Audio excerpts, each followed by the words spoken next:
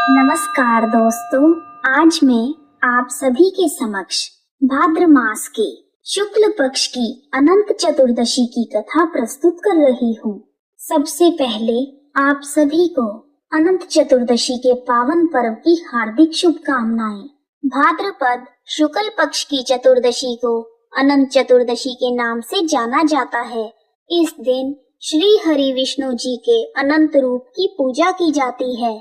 यदि कोई व्यक्ति इस व्रत को लगातार 14 वर्षों तक नियम पूर्वक करता है तो उसे विष्णु लोक की प्राप्ति होती है। भगवान सत्यनारायण के समान ही अनंत देव भी भगवान विष्णु का ही एक नाम है और इसी कारण इस दिन सत्यनारायण भगवान का व्रत और कथा का आयोजन भी किया जाता है। अनंत चतुर्दशी के दिन ही गणपति विसर्जन का धार्मिक समारोह होता है, जो कि लगातार 10 दिन के गणेश उत्सव के समापन का दिवस होता है। इस दिन भगवान गणपति की प्रतिमा को बहते हुए जल वाली नदी, तालाब या समुद्र में विसर्जित किया जाता है। यह वही प्रतिमा होती है जिसे व्यक्ति गणेश चतुर्थी के दिन अपने घरों में स्थापित करते हैं। आइए अब शुरू करते हैं अनंत गुणा फल प्रदान करने वाली अनंत चतुर्दशी की कथा को। बोलो बांके बिहारी लाल की जय। जय श्री कृष्णा। प्राचीन काल में श्री गंगा जी के तट पर धर्मराज युधिष्ठिर ने वीर जरासंध को मारने के लिए राजसूय यज्ञ का आयोजन किया। राजसूय यज्ञ करने के लिए युधिष्ठिर तथा अन्य पांडवों ने एक ऐसे यज्ञ मंडप का निर्माण करवाया जो बहुत ही सुंदर होने के साथ साथ अद्भुत भी था।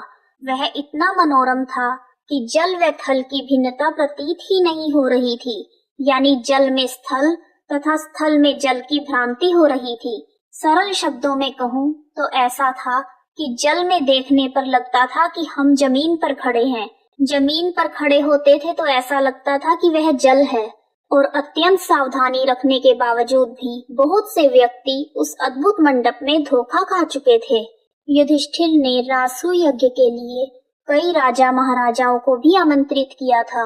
एक बार कहीं से टहलते टहलते धृतराष्ट्र जी के पुत्र दुर्योधन भी उस यज्ञ मंडप में आ गए और एक जल से भरे तालाब को स्थल समझकर उसमें गिर गए। संयोग से द्रौपदी अपनी दासियों के साथ वहीं पर उपस्थित थी और दुर्योधन को इस जल थल के भ्रम का शिकार होते देखकर उसे हंसी आ गई और उन्होंने बहुत मजाक उड़ाया और कहा, अंधे की संतान भी अंधी है, क्योंकि दुर्योधन के पिता धृतराष्ट्र जन्म से ही अंधे थे।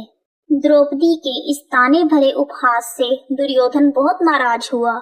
यह बात उसके हृदय में बाण के समान चुभने लगी और अपने इस उपहास का बदला उसने पांडवों को द्यूत क्रीड़ा में हरा कर लिया। पराजित होने पर प्रतिज्ञा के अनुसार पांडवों को 12 वर्ष का वनवास भोगना पड़ा, जहां पांडव अनेक प्रकार के कष्ट सहते हुए बहुत कष्टपूर्ण जीवन जी रहे थे।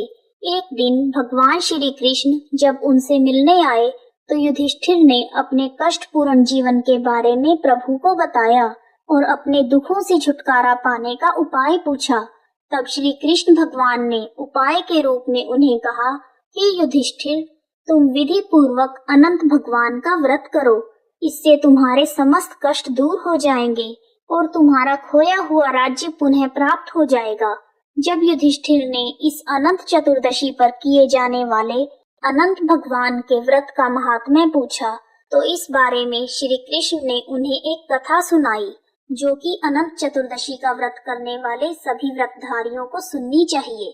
यदि कोई व्यक्ति व्रत ना कर पाए तो वह इस कथा के श्रवण मात्र से ही अनंत गुना फलों को प्राप्त कर सकता है। आइए शुरू करते हैं। प्राचीन काल में सुमंत नाम का एक नेक तपस्वी ब्राह्मण था, जिसकी पत्नी का नाम दीक्षा था। उसकी एक परम सुंदरी, धर्मपरायण तथा ज्योतिर्मयी कन्या थी, जिसका नाम सुशीला था। सुशीला जब बड़ी हुई तो उसकी माता दीक्षा की मृत्यु हो गई। पत्नी के मरने के बाद सुमंत ने कर्कशा नाम की स्त्री से दूसरा विवाह कर लिया। सौतेली माता कर्कशा सुमंत की पुत्री सुशीला को पसंद नहीं करती थी और उसे तरह तरह के कष्ट प्रदान करती थी। धीरे धीरे समय बीतता रहा और सुमंत को अपनी पुत्री सुशीला के विवाह की चिंता सताने लगी। तब कौंडिन्य ऋषि ब्राह्मण सुमंत के घर पर आए और उन्होंने सुमंत से उनकी पुत्री का हाथ मांगा। कौंडिन्य ऋषि काफी धन संपत्ति वाले ब्राह्मण थे। उनके पास भौतिक सुख व वैभव की कोई कमी नहीं थी। कौंडिन्य ऋषि की बात सुनकर सुमंत बहुत खुश हुए और उन्होंने खुशी खुशी अपनी पुत्री सुशीला का विवाह कौंडिन्य ऋषि के साथ कर दिया। लेकिन दहेज प्रथा के अनुसार जब बेटी की विदाई करने लगे तो बेटी और दामाद को कुछ देने की बात आई। तब सौतेली माँ कर्कशा ने अपने दामाद को कुछ ईंटें और पत्थरों के टुकड़े दे दिए। कौंडिन्य ऋषि सौतेली माता के इस व्यवहार से बहुत दुखी हुए, लेकिन बिना कुछ कहे अपनी पत्नी सुशीला को लेकर अपने आश्रम की ओर चल दिए। परंतु रास्ते में ही रात हो गई, इसलिए वह एक नदी के तट पर रुककर संध्या पाठ करने लगे। सुशीला ने देखा कि उसी नदी के तट पर बहुत सी स्त्रियां सुंदर वस्त्र धारण कर किसी देवता की पूजा कर रही थी। सुशीला के पूछने पर सभी स्त्रियों ने उन्हें बताया कि वह श्री अनंत नारायण भगवान की पूजा कर रही हैं। इस पर सुशीला ने पूछा कि यह अनंत नारायण भगवान कौन है? तब उनमें से एक स्त्री ने कहा, अनंत भगवान विष्णु कृष्ण के ही एक रूप हैं और शेष नाग काल रूप से विद्यमान रहते हैं, अतः दोनों की सम्मिलित पूजा की जाती है। यह सुनकर सुशीला ने उनसे पूछा कि इस व्रत का क्या नाम है? सुशीला के पूछने पर स्त्रियों ने उसे विधि पूर्वक अनंत व्रत की महत्ता बताई। अनंत व्रत की महत्ता को सुनकर सुशीला प्रभावित हुई और उसने पूछा, यह अनंत भगवान कौन है? तब स्त्रियों ने बताया, अनंत नारायण भगवान श्री हरि विष्णु जी का ही एक रूप है और जो भी व्यक्ति इस अनंत व्रत को करता है उसे अनंत गुना फल की प्राप्ति होती है। यह सब सुनकर सुशीला ने अनंत व्रत का अनुष्ठान किया तथा 14 गांठों वाला डोरा हाथ में बांधकर ऋषि कौंडिन्य के पास आ गई, क्योंकि व्रत धारण करने वाले को अनंत डोरा अपने हाथ में बांधना जरूरी होता है। कौंडिन्य ऋषि ने सुशीला के हाथ में बंधे हुए डोरे के बारे में पूछा। सुशीला ने उन्हें सारी बात बताई, लेकिन ऋषि कौंडिन्य को लगा कि सुशीला कोई ऐसा डोरा बांधकर उन्हें अपने वश में करना चाहती है, इसलिए उन्होंने अनंत डोरे को तोड़कर अग्नि में जला दिया, जिससे अनंत भगवान जी का अपमान हुआ और भगवान नाराज हो गए। परिणाम स्वरूप धीरे धीरे ऋषि कौंडिन्य दुखी रहने लगे। उनकी समस्त धन संपत्ति नष्ट हो गई और वह पूरी तरह दरिद्र हो गए।